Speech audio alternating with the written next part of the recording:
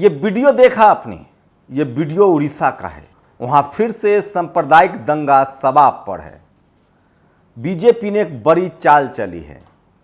उसकी नज़र इस देश के आदिवासी 20 करोड़ आदिवासी वोटों पर है, जिसमें उड़ीसा, छत्तीसगढ़, बंगाल, गुजरात, तेलंगाना, आंध्र प्रदेश, ये वो तमाम राज्य है जो आदिवासी बहुल राज्य है। छत्तीसगढ़, झारखंड। क्या है द्रौपदी मुर्मू के पीछे का सच? क्या वो दूसरा रामनाथ कोविंद साबित होंगी? क्यों आखिर बीजेपी ने उस पर दांव खेला है? और क्या है मास्टर स्ट्रोक उद्धव ठाकरे का? क्या उद्धव ठाकरे सरकार बचा ले जाएंगे? इस पर अंदर की खबर बताऊंगा। तो सोचिए कि किस तरह से बीजेपी की खरीद फरोख्त का इंतजार कर रहे हैं उद्धव ठाकरे, और उद्धव ठाकरे की सरकार बचेगी या जाएगी, या बीजेपी सत्ता में आएगी। नमस्कार, मैं शंभू कुमार सिंह और आप देख रहे हैं नेशनल दस्तक। बीजेपी कैसे जीतती है ये तमाम लोग जानते हैं। उनका मैनेजमेंट क्या है ये भी जानते हैं। चुनाव आयोग हो, ईडी हो, ये सब विश्वसनीयता के घेरे में है। लेकिन सवाल है कि आखिर सिर्फ बात करने से कैसे होगा। कर्नाटक में बीजेपी हारी, गठबंधन की सरकार थी, अब बीजेपी की सरकार है। मध्य प्रदेश में बीजेपी हारी, कांग्रेस अपने विधायकों को बचा नहीं पाई, अब वहाँ भी बीजेपी की सरकार है। महाराष्ट्र में गठबंधन में लड़ी थी शिवसेना और बीजेपी, अब वहाँ उद्धव ठाकरे की सरकार जा रही है। उद्धव ठाकरे ने दो बड़े चाल चले हैं। पहला, उन्होंने कहा कि उन्होंने जो मुख्यमंत्री आवास है वो छोड़ दिया है। ये वीडियो देखिए किस तरह से उनको अब जन समर्थन मिलने लगा है। और मातोश्री आते ही, जब वो वर्षा छोड़ रहे थे और मातोश्री आ रहे थे, तो लोग उनके समर्थन में नारेबाजी कर रहे थे। कल एक वीडियो कल से वायरल हो रहा है, किस तरह से बीजेपी के ऑफिस पर शिवसेना वाले हमला कर रहे हैं। लेकिन शरद पवार की मीटिंग के बाद सब कुछ बदल गया है। दरअसल बीजेपी सूरत में ले गई थी महाराष्ट्र के शिव सैनिक विधायकों को, लेकिन सूरत और महाराष्ट्र की दूरी बहुत कम है, वहाँ लोग पहुँचने लगे थे। फिर उनको भेज दिया सीधे नॉर्थ ईस्ट, मतलब महाराष्ट्र से 3000 किलोमीटर दूर। तो क्या वहाँ बीजेपी इन विधायकों को बचा लेंगे? सबसे पहले तो असम की सरकार कटघरे में है, वहाँ बाढ़ है, 90 से ज़्यादा लोगों की मौत हो गई है, और वहाँ का बीजेपी का मुख्यमंत्री खरीद फरोख्त में लगा है, विधायकों की सेवा में लगा है। लेकिन उद्धव ठाकरे ने भी अब अंतिम बाजी चल दी है। उन्होंने मुख्यमंत्री आवास छोड़ दिया, कहा कि मेरे सामने आके बात करो, मैं इस्तीफा देने के लिए तैयार हूँ। लेकिन वहीं एकनाथ शिंदे को बीजेपी ने फंसा दिया है। प्रकाश अंबेडकर की माने तो बीजेपी ने साफ कह दिया है कि सरकार का गठन तभी होगा जब शिंदे के पूरे विधायकों के साथ बीजेपी में शामिल हो जाए, जबकि शिंदे चाह रहे हैं कि वो शिवसेना बनी रहे। अब सोचिए कि क्या होने वाला है। अगर गलती से भी ये विधायक महाराष्ट्र आ जाते हैं, उसके बाद शिव सैनिक क्या करेंगे? वैसे इस बार फडणवीस ने बड़ी चाल चली है। चाल वही है, पुरानी चाल, जो पेशवाओं के दौर में चला जाता था।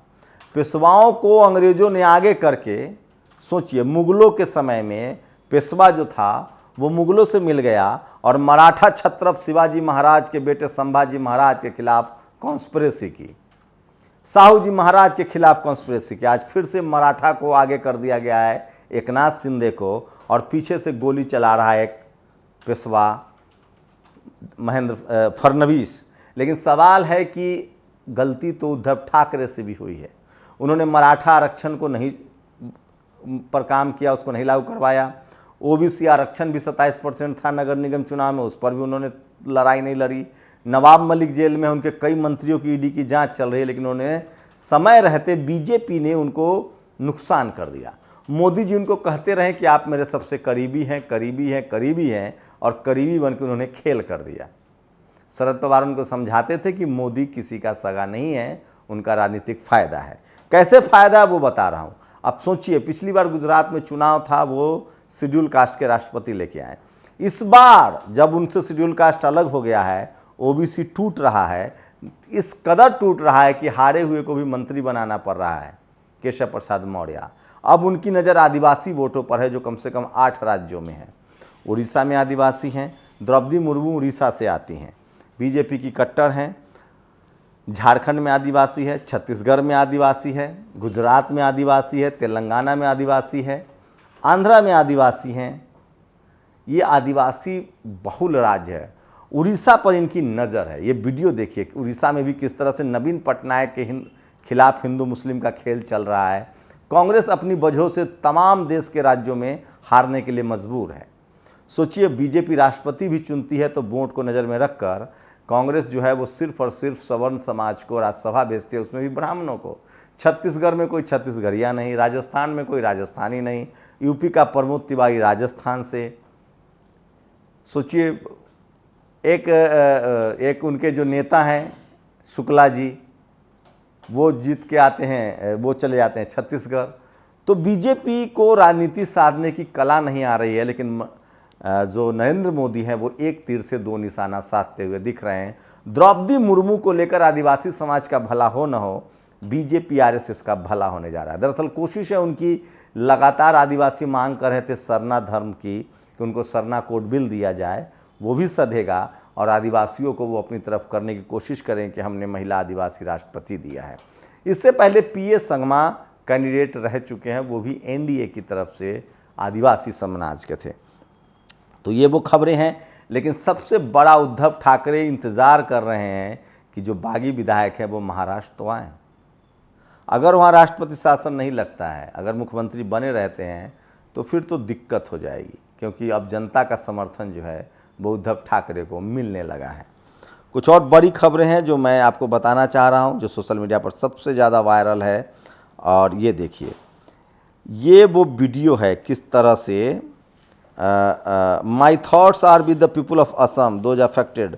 शरद पवार ने चाल चल दिया और वो पूछ रहे हैं कि असम में बाढ़ है, लेकिन बीजेपी विधायकों की, शिवसेना के विधायकों की अगवानी में लगी है सरकार।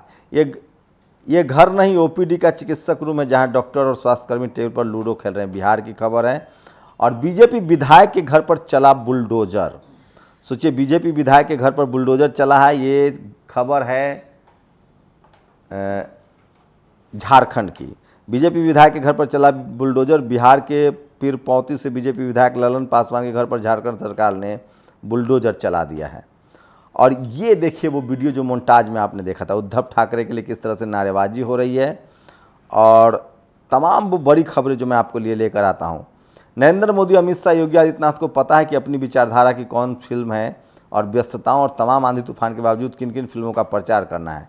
इन नेताओं की अपनी विचारधारा की पसंदीदा फिल्में कौन सी हो सकती है? राहुल गांधी, अखिलेश यादव, मायावती, तेजस्वी यादव, नीतीश कुमार, जयंत चौधरी, अशोक गहलोत, सचिन पायलट, भूपेश बघेल, हेमंत सोरेन, इनकी विचारधारा क्या है? दिलीप मंडल आजकल लगातार सवाल ऐसे पूछ रहे हैं जिसका शायद ही इनके पास जवाब हो। और वही आगे कहते हैं, तारे जमी पर फिल्म में बच्चे का नाम ईशान अवस्थी की जगह ईशान पासवान, ईशान कुशवाहा, ईशान मेश्राम या ईशान प्रजापति, ईशान माझी या ईशान अहिर क्यों नहीं हो सकता? नहीं हो सकता, ये नॉर्मल नहीं लगेगा।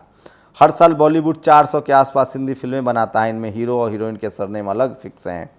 लेकिन इसका मतलब ये नहीं कि बॉलीवुड जानबूझकर जातिवाद करता है, ये तो बस यूं ही हो जाता है अपने आप में। ये जो ऑटोमेटिक अपने आप में हो जाता है वह जानबूझकर किए गए जातिवाद से ज़्यादा खतरनाक है।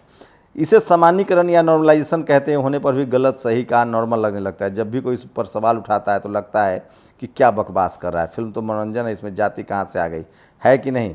तो दिलीप मंडल उन तमाम गरे मुर्दों को उखाड़ रहे हैं जो उठाना चाहिए। और ये देखिए, ये बड़ा ट्वीट है कि इस तरह से ये आग निकलती नहीं, आजकल चूल्हे टूटे हैं, दिल पर गर्म बफीले फूटे हैं। तो शिक्षा का पहला अध्याय इंसानियत है। इस तरह के लोग ट्वीट कर रहे हैं, कमेंट कर रहे हैं। और ये वो तमाम वीडियो हैं, लेकिन सबसे ज़्यादा जो आज सोशल मीडिया पर वायरल है, किस तरह से अब उड़ीसा जीतने के लिए बीजेपी ने आदिवासी राष्ट्रपति का चाल चला है और वहाँ सांप्रदायिक दंगा अपने सवाब पर है। और दूसरा, उद्धव ठाकरे का ये मास्टर स्ट्रोक है। ये वीडियो एक बार फिर से देख लीजिए। शिव सैनिक जो हैं वो बीजेपी नेताओं को भी ढूंढ रहे हैं और बागी विधायकों को भी। सवाल है कि महाराष्ट्र में क्या होगा। ये तो तय है कि बागी विधायकों की संख्या ज़्यादा है, पार्टी टूट जाएगी। लेकिन सवाल है कि क्या फडणवीस एकनाथ शिंदे को मुख्यमंत्री बनाएंगे? मुझे लगता है नहीं, क्योंकि जब पेशवाओं को मौका मिला था तो शिवाजी महाराज, मराठाओं को उन्होंने नाबूद कर दिया था, संभाजी महाराज को ख़त्म कर दिया था। और वो खुद राजा बन गया था। इस बार भी वही करेगा। एकनाथ शिंदे तो मुख्यमंत्री नहीं बन पाएंगे, मुख्यमंत्री तो फडणवीस ही होगा। और ये दूसरी खबर है, बीजेपी के विधायक के घर पर बुलडोजर चल गया। जो बुलडोजर चला रहे थे अब उनके घर पर भी बुलडोजर चलने लगा है। बस मामला है झारखंड का। आप लोग अपनी प्रतिक्रिया जरूर दीजिए। शुक्रिया। नेशनल दस्तक की आपसे गुजारिश है कि अगर इसको बचाना चाहते हैं तो नेशनल दस्तक को सब्सक्राइब करने के लिए रेड कलर के सब्सक्राइब बटन को दबाएं, फिर बेल आइकन की घंटी दबाएं। नेशनल दस्तक को बचाने के लिए बहुत जरूरी है कि हर खबर को शेयर करें, लाइक करें, कमेंट जरूर करें।